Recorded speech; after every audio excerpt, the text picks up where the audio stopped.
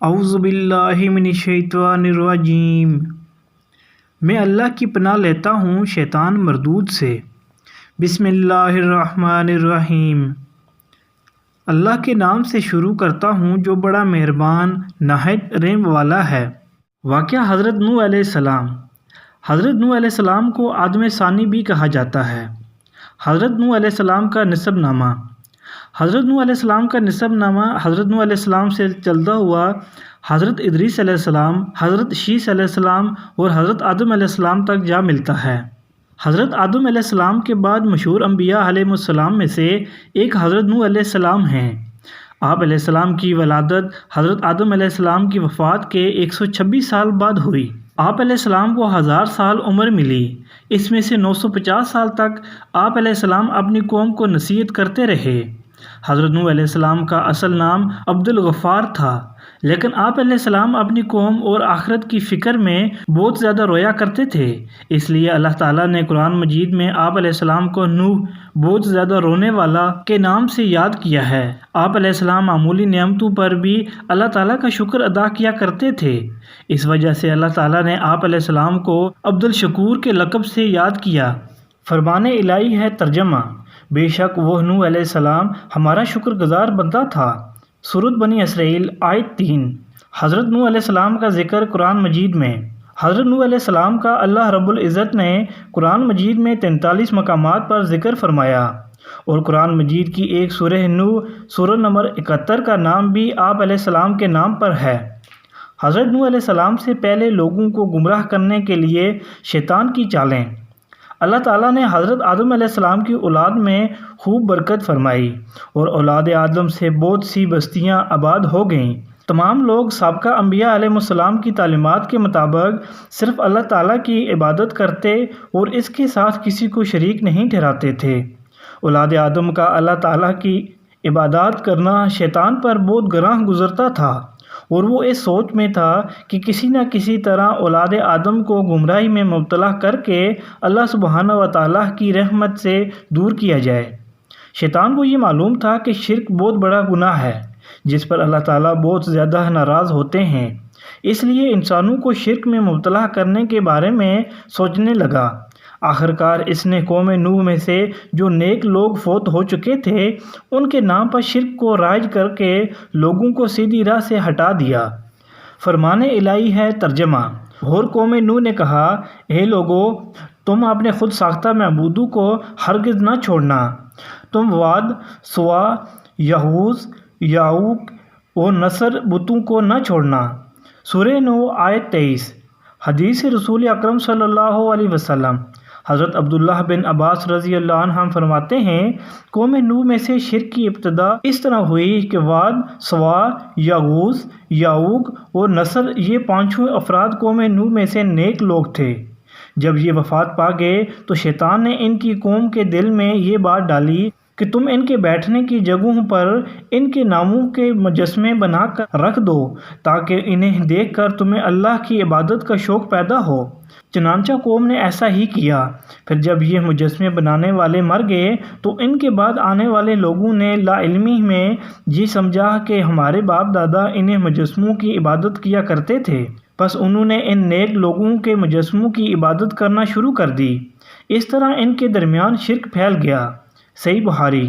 ہم نے حبشہ میں ایک خوبصورت گرجا گھر دیکھا جس میں انبیاء علیہ السلام اور نیک لوگوں کی تصاویر تھی۔ ہم نے آپ صلی اللہ علیہ وسلم کے سامنے اس گرجا گھر اور تصاویر کا ذکر کیا تو آپ صلی اللہ علیہ وسلم نے فرمایا، ان یہود و نصارہ میں جب کوئی نیک آدمی فوت ہو جاتا تو وہ اس کی قبر پر عبادت گاہ گرجا گھر تعمیر کرتے اور اس میں ان فوت شدہ لوگوں کی تصاویر بنا کر رکھ لیتے تھے۔ قیامت کے دن یہ گمراہ لوگ اللہ کے نزدیک بدترین مخلوق ہوں گے۔ صحیح بخاری و صحیح مسلم۔ حضرت نوح علیہ السلام کی بحثت۔ جب قوم نوح میں 5 نیک لوگوں کے مجسموں کی پوجا عام ہو گئی اور لوگ اللہ تعالیٰ کو چھوڑ کر بتوں مجسموں کی پوجا کرنے لگے تو اللہ تعالیٰ نے اپنے بندوں پر رحمت فرماتے ہوئے انہیں سیدھی راہ پر لانے کے لیے انہی میں سے ایک بندہ حضرت نوح علیہ السلام کو نبی بنا کر بھیجا۔ جب آپ علیہ السلام کو مبعوث کیا گیا اس وقت آپ علیہ السلام کی عمر 50 سال تھی۔ فرمان الہی ہے ترجمہ: یقیناً ہم نے نوح علیہ السلام کو ان کی قوم کی طرف نبی بنا کر بھیجا اور ان سے کہا کہ آپ اپنی قوم کو ڈرائیں اس سے پہلے کہ ان پر دردناک عذاب آ جائے۔ سورہ نوح آیت 1۔ مزید تفصیل کے لیے پڑھیں ترجمہ و تفسیر سورۃ الاعراف آیت 59 اور سورۃ ہود آیت 25۔ رسول اکرم صلی اللہ علیہ وسلم نے فرمایا، لوگ محشر کے میدان میں نوح علیہ السلام کے پاس بھی جائیں گے اور کہیں گے، اے نوح علیہ السلام، آپ زمین والوں کی طرف بھیجے جانے والے پہلے رسول ہیں۔ اللہ تعالیٰ نے آپ کا نام شکر گزار بندہ رکھا ہے، آپ ہماری شفاعت فرمائیں۔ نوح علیہ السلام یہ کہتے ہوئے معذرت کر لیں گے کہ اللہ تعالیٰ آج بہت زیادہ غصے میں ہیں، اس سے پہلے کبھی اتنے غصے میں نہیں آئے تھے اور نہ ہی بعد میں آئیں گے۔ صحیح بخاری عن ابی ہریرہ رضی اللہ عنہ۔ حضرت نوح علیہ السلام کی اپنی قوم کو دعوت و تبلیغ۔ جب اللہ تعالیٰ نے حضرت نوح علیہ السلام کو نبی بنا کر بھیجا تو انہوں نے اللہ تعالیٰ کے حکم کے مطابق سب سے پہلے اپنی قوم کو اللہ تعالیٰ کی توحید کی طرف بلایا اور وہ لوگ اللہ تعالیٰ کے ساتھ جنہیں شریک ٹھہرا رہے تھے ان کی عبادت کرنے سے منع کیا۔ فرمان الہی ہے ترجمہ: 1۔ نوح علیہ السلام نے کہا، اے میری قوم، بے شک میں تمہیں کھلم کھلا ڈرانے والا ہوں، یہ کہ تم اللہ کی عبادت کرو، اس کے عذاب سے ڈرو اور میری اطاعت کرو، وہ تمہارے گناہ معاف فرما دے گا اور تمہیں ایک مقررہ مدت تک مہلت دے گا۔ بلا شبہ اللہ کا وعدہ وقت مقرر جب آ جاتا ہے تو اس میں تاخیر نہیں ہوتی، کاش کہ تم یہ بات سمجھ لیتے۔ سورہ نوح آیت 2 تا 4۔ 2۔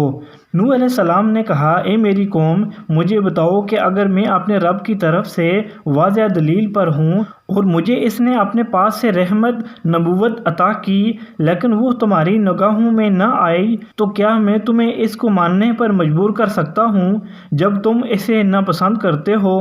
سورہ ہود آیت 28۔ مزید تفصیل کے لیے پڑھیں ترجمہ و تفسیر سورۃ الاعراف آیت 59 تا 62، سورۃ ہود آیت 25 تا 26، سورۃ الشاعراء آیت 105 تا 110 اور سورۃ المومنون آیت 23۔